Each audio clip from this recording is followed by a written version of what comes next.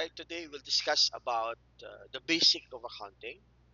What are the accounting uh, definitions, nature, functions, and the last one is all about the accounting profession.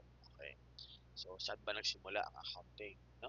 Ano ba yung definitions niya? Nature, purpose. Okay, so we'll discuss about nature, purpose, functions, objectives, scope, users, and the bookkeeping. So siguro we'll discuss first about uh, basic of accounting. Okay, and also classical, no, that we will end with the accounting profession, no, specialized field, profession of accountancy, common characteristics, basic values, career opportunities, no, and to the stairway of certified public accountant. Okay, number one muna tayo, no. So explain class, what do you mean of accounting? Okay, so ano bang ibig sabihin ng accounting? Okay, so the first definition is that from the IACPA, no? With the American Institute of Certified Public Accountant, ang sabi ng AICPA is that it is the art of recording, classifying, and summarizing, no? Ibig sabihin, recording, we record, we classify, we summarize. Di ba yan na naman yung journal entries natin, no? Journal entries, tapos we ledger, tapos we summarize it with our worksheet. So in a significant manner, that is, in terms of money, transactions, and events, no? And they're also part of it is the, or at least the character which interprets the results thereof. Class, ano yung sabihin ng recording? Record, classify, and summarize. Class, journal entries, ledger posting, worksheet, until FS preparation, hanggang interpretations of the results. So, and afterwards, interpret their outcomes. Okay. So, how about naman in terms of AICPA? Same, AICPA pa rin. An art daw. So accountant apply practical knowledge, expertise, and skills guided by the accounting principles. And also, it will also account for the critical thinking. No? So very important is to have critical thinking. Kaya, di ba sabi nila, ang accounting daw ay dapat you are good in terms of analysis, critical thinking, and to have creative skills. Pero hindi ibig sabihin that accounting is an exact science. Later we will discuss it. No? So accountant gather data of business and convert them into the organized financial report. Okay. Next one. Ito class. From the ASC naman. Accounting Standards Council. And a service activity is functions is to provide quantitative information, primarily financial in nature, about economic events or entities intended to be useful in making economic decisions.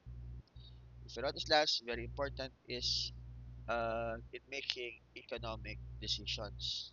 Okay.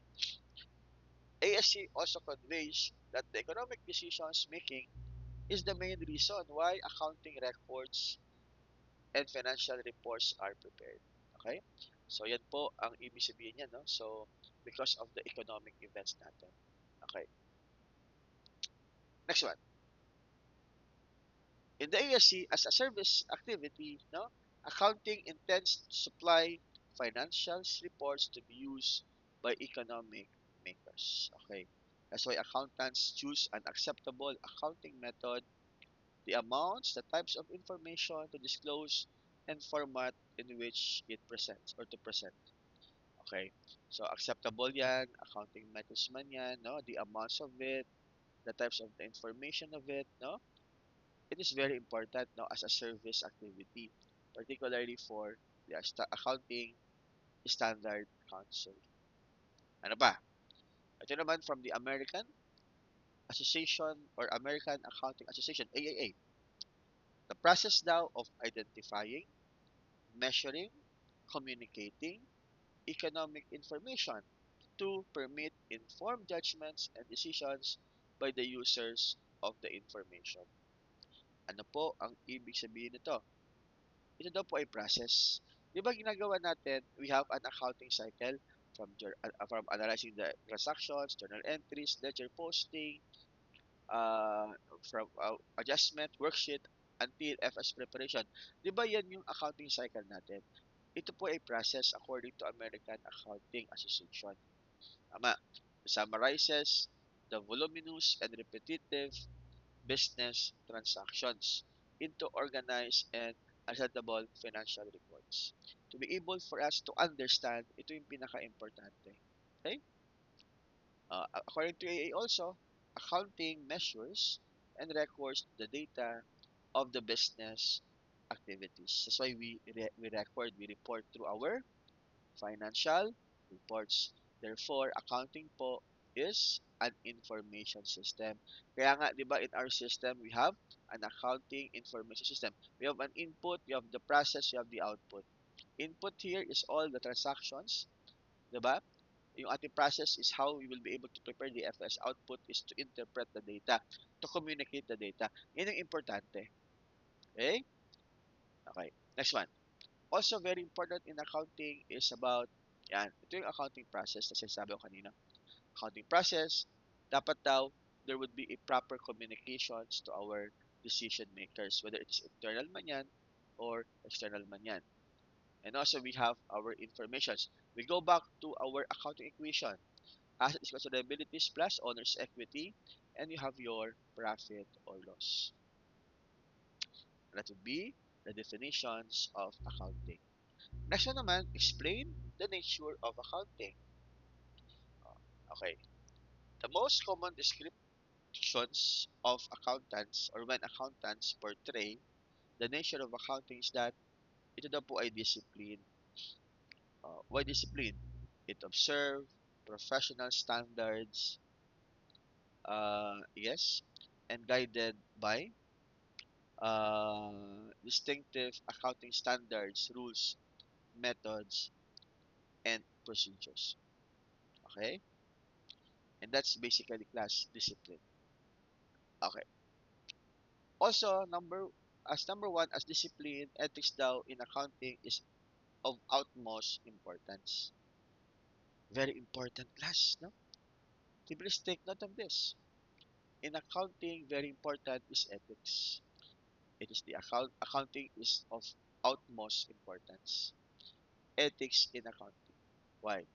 To become a CPA, you should be highly competent, reliable, and objective, high degree of integrity. Yan po ang ibig sabihin niya ng high degree of integrity. Ito naman, based naman dito, service activity naman, accounting profession is not involved in selling of goods. Hindi po tayo nagbebenta ng goods. Instead, providing professional services, particularly in performing tasks by making financial reports regarding the activities of the economic entities. Okay? That's the importance of the service activity. Also, as financial report, you have your balance sheet. Ano nga yung class? Statement of financial position. Income statement, statement of profit or loss, statement of comprehensive income. Cash flow, of course, cash flow statement. So, before making the economic decisions, class, very important. Ang role po natin is to communicate and explain to the users. Yan po ang kulang sa atin. Karamihan daw. Yan yung kulang, no? Proper communication. Ito class, ang sabi ko kanina, an art and a science. Hindi po siya exact science. Ha? An art. Accounting is designed to perform the service activity with utmost efficiency and best possible manner without any waste or wastage of time and money. A science, hindi po siya exact science because they are being regulated by the accounting rules, principles, postulates, and theory. Dahil kasi, hindi po siya exact science. Accounting is not an exact science. It consists to adjust or yes, to adjust to a new conceptual framework to adapt rapidly changing business trends and situations globally. Wala pong perfect sa mundo ha. Yan po yung accounting, no? Hindi po siya not an exact science. Okay. And the last one, very important here is that it is a language of business. Diba ito yung laging meaning ng accounting. Accounting is the language of business. Accounting daw serve as a means of communication. Very important is the proper communication. It communicates the financial results, economic status, financial standing, internal and external parties to our external and internal users. Okay, what else? Accounting also serves to provide the basis for planning, budgeting, and decision making in every personal life and business activities. Okay, ano pa? Language of business, accounting plays an essential role to businesses, no? Through profitability.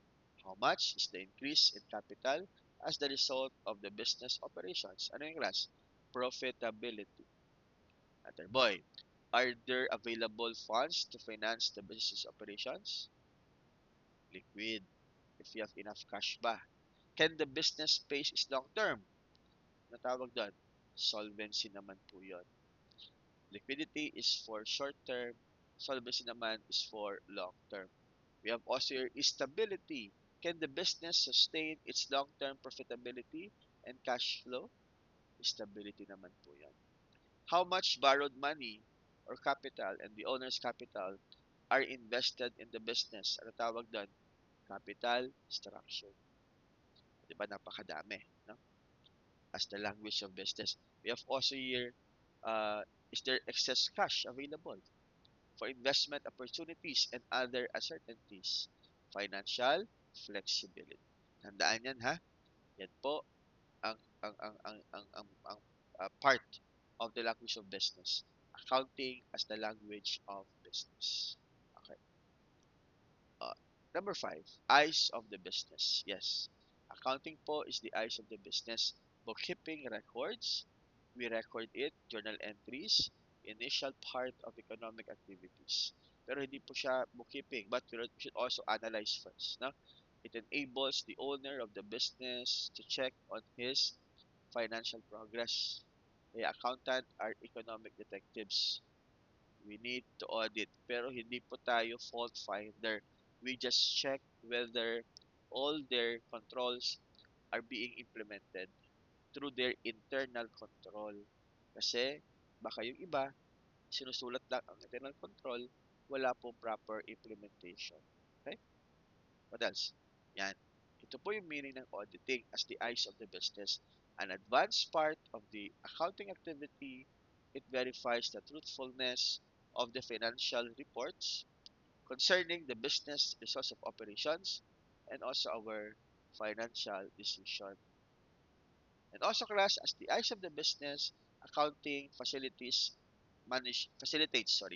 management functions as a managerial accounting. So we have proper planning, we have proper budgeting, we have proper controlling, we have proper decision making. Yan po ang ating eyes of the business. Okay? As part of the functions of accounting or natures of accounting. Number 2 naman, explain the functions of accounting. So, pay as number 1, the primary functions of accounting is to provide financial reports to various end users for economic decision makers or decision making. Again, to provide financial reports to the end users, to various end users, or for the external users, yeah, for the economic decision making. And this is achieved through the use of accounting functions as follows. Paano? Recording. So, what do you mean of recording? We ensure that all business transactions are recorded in a systematic manner in a property of book of accounts. Okay?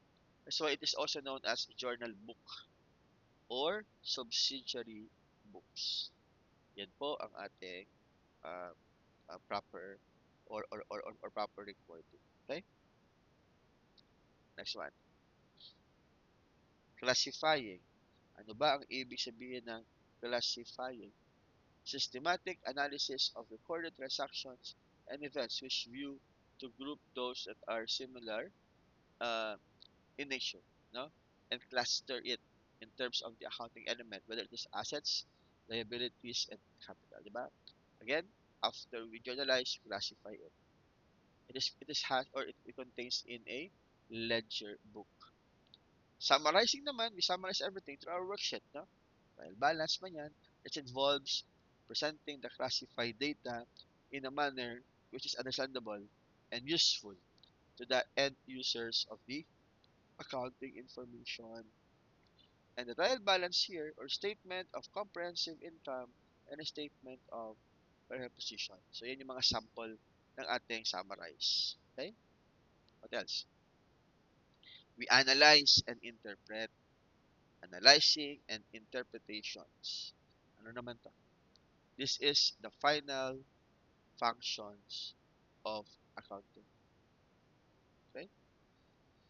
This recorded data will analyze and interpret, no, in a manner that the end users make meaningful judgment about the conditions and profitability by the business operations. Yan po ang ibig sabihin ng analyzing. Okay? We should analyze. We should interpret. Hindi lang po tayo more on reporting. Kailangan din po natin i-analyze and interpret the FS. Okay? Number five, yan. Very important is the proper communication. Communicating. And accounting information has to be communicated to the intended end users. Ba't pa kayo gumawa ng accounting kung hindi kayo marunong mag-communicate? Okay, ganun ba siya? Okay. So with this, you have notes to FS, financial reports, accounting reports, graphs, and diagrams. Okay. Protecting the properties business. Yan po ang importante sa accounting. Accounting evaluates the usefulness of the business resources. It provides also internal control to secure, then and ensure authorized useful or use of the business property shall not be made. Okay? Ano po yon? Internal control. Okay. Or preparing for the property. Yeah, you have internal control. To set up. Preparing legal requirements. So, napakadaming functions ng accounting, ha? Preparing legal requirements. In accounting, it facilitates daw the preparation of the governmental reportorial requirements like pag-ibig, GSIS, ano ba, mga BIR na dapat they're all complied, no? Ensure compliance of reporting on time. And then also we have functions of accounting. So ano yung functions of accounting? The basic functions of accounting is to identify, to measure, to communicate economic information. Tandaan yan, ha? Alright. So, ano ibig sabihin nito, class, no? We identify first, we measure it, then we communicate our economic information to permit informed judgment. At the same time, for an economic decisions. Alright, so the advanced and critical functions of accounting is audit function. So very important is about audit functions. As discussed kanina, di ba? We discussed about audit functions. So it is to test the reliability of the financial reports, you know, trace fraudulent transactions, and locate and rectify any accounting errors. But please take note, hindi po tayo fault finder. Tandaan yan. Hindi po fault finder ang accounting, ang audit per se. No? We just record, we just test the reliability of the financial reports, trace fraudulent transactions, and locate and rectify errors. Okay. Explain naman the purpose of accounting. Okay, so make sure purpose na tayo. The purpose of accounting is to help the end users that to see the true picture of the business in financial terms. And to achieve this purpose, FS prepared by accountants must be to be able to understand, no? To be relevant, to be reliable, and for general purpose. Okay? Ito po yung apat, no, to achieve the purpose. To understand, to be relevant, to be reliable, and for general purpose. And the FS also must contain information that is complete, neutral, and free from error. Yan po ang important dyan. No? Okay. It is achieved, paano? When the FS are made in conformity with the prevailing accounting standards called the GAAP. Okay? Yan po ang ating pinaka-purpose. No? Dapat ang FS natin are in conformance with the GAAP. No? With the, anong GAAP natin? We have IFRS and IAS. International Financial Reporting Standards. International Accounting Standards. IFRS, you have PFRS, no? Philippine Financial Reporting Standards. Sorry, Philippine Financial Reporting Standards. And PAS, Philippine Accounting Standards. Okay, during our time, SFAS pa yan. Anyway, I remember lang. Okay, ano SFAS? Statement of Financial Accounting Standards. Okay. Number 6, explain the objectives of accounting and who are the users of the accounting information. Sino-sino ba ang mga users of it? So, ano yung objectives muna ng accounting? Sabi, the overall objective of accounting is to provide general purpose financial statements about the reporting entity. Okay, again, ano yung una? To provide general purpose FS. Pangalawa, uh, about reporting entity. Useful to present potential users group. So, our users, no, especially stakeholders and creditors, to assist them in making sound economic decisions as a capital providers. So, what do you mean class of general purpose financial reporting? It helped out the users who lacks the ability to demand all the financial information they need to form an entity. Therefore, must rely at least partly on the information provided by DFS. Ibig sabihin, class, as general purpose, para po yan sa lahat ng external users natin. Okay? Yan. Okay. So, what do you mean of the specific objective of accounting?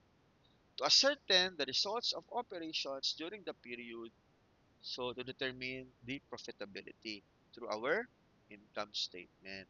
Diba? O, yan. Income or comprehensive statement of comprehensive income. To ascertain our financial position, financial health, financial condition, yan naman po yung ating balance sheet or you're also known as your statement of um, financial position. Okay? Yan na. Yan po ang ibig sabihin ng number 2. Okay. Then, to maintain control over our assets. Accounting implements internal control through systematic measures instituted by the organizations. How do we do that? Conduct its business in an orderly manner. Safeguard the assets is very important also. Detect and defer errors, fraud, and theft. Ensure accuracy and completeness of the accounting data. Produce reliable and timely management information. And the last one, ensures adherence to the policies and plans. Okay? So, yan po yung role natin if we want to maintain our assets through our internal control. To aid management and planning and performance evaluation through our budget naman to. Uh, Puro ba yan variance? Baka puro variance, no? Financial reports serve as the basis for budget by forecasting our cash flows, sales, production, and our expenses. To provide this information to the government agencies and other legal purposes. Okay? So, yun naman, no? So, BIR, lalo na, babayad ba ito ng tax? So, accounting information facilitates the work of tax authorities, di ba? Bureau of Internal Revenue. Dapat magbayad tayo ng tamang buwis, no? The users of the accounting information may be classified based on the extent of which participation in the affairs of business. Who are the users? We have our internal users and we have our external users. Internal naman, management group are those own and or manage and control of our business activity exclusively for the use of internal users. Examples of these reports are you have budget analysis, we have differential analysis, and we have capital budgeting. Lahat po yan ay aking paborito. Because I am also an MAS reviewer, di ba? So go to my video, I have explained no, the various reports, analysis, relevant costing, capital budgeting, lalo na capital budgeting. No? And also we have external users, financing and public groups, stakeholder, uh, diba? Sorry, yeah, investors, suppliers, bankers, sila po yung mga external users. Okay. Those who do not own or manage and control the business of the entity. Sila po yung external users natin. They have no direct access in the management of the business, but they may use to prepare the FS para to have more or satisfy their needs no in terms of our information. Uh, Sino yung mga ating users? We have our investors, we have our employees, we have our lenders, we have suppliers and other trade creditors, customers, government, trade, and other, and you have your agencies na. So yan na. Okay? Next one. Ano naman yung pagkakaiba ng bookkeeping, accounting, and auditing? Okay. Pag sinabi kang plus bookkeeping, initially activity or clerical part of accounting. It is the primarily concerned with procedures in making and keeping accounting records. Ito yung how of the accounting. Kaya yung bookkeeping is just to record everything. Unlike plus, no, sa iba, like accounting, it developed form of bookkeeping.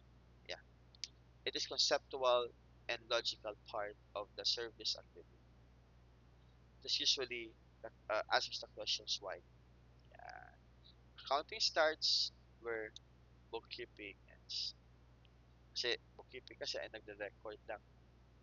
We have also auditing, the critical part of accounting, and it is performed of the accounting work ends. Yeah, after ng accounting, uh, yun naman auditing ang gagawa. The auditor examines the FS and verify their truthfulness and compliance with the number four, confirms also the credibility of the FS and uh, protects and ensures the confidence of the financial users. Ito naman ang answers. How true? Tama ba talaga yan? How true is that? Okay? Explain also, ito na tayo. We are now into the second part, which is the accounting profession, the branches of accounting. Okay? And so we have here public accounting, private accounting, government accounting, accounting education. Sige, paano yan? Number one muna tayo. Public accounting. If you practice public of accountants. So, if you do external auditing, tax services, management, advisory services. Public accounting po yan. Private accounting naman, if you're working in private companies, practice in commerce and industry, like special accounting, internal account auditing, tax accounting, cost accounting, budgeting, accounting, system design, international accounting, not for profit, okay, yung mga sample lang, socio-economic accounting.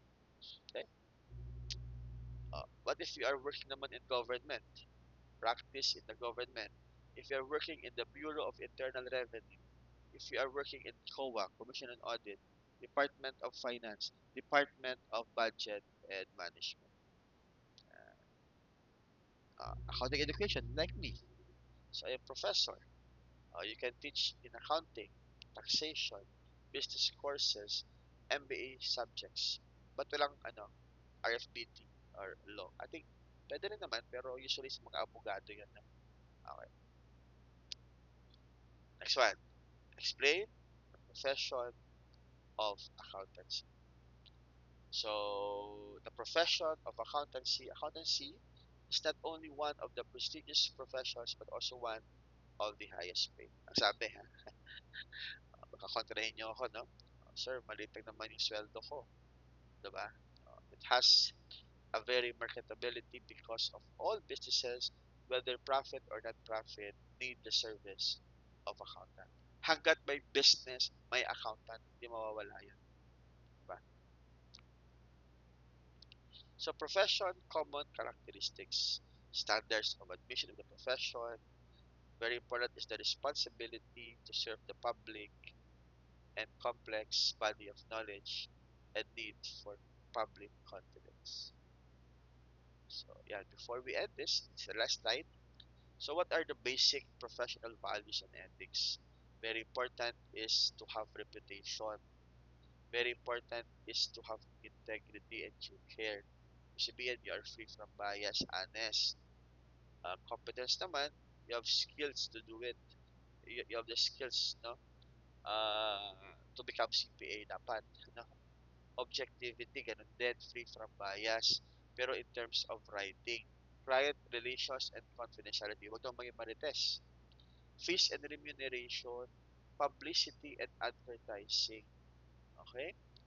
Breaches of contract, unlawful activities, and disciplinary procedures. Okay? So I believe this is the last slide, no, of the accounting, of the basic muna, basic of accounting and the accounting profession. Bye-bye.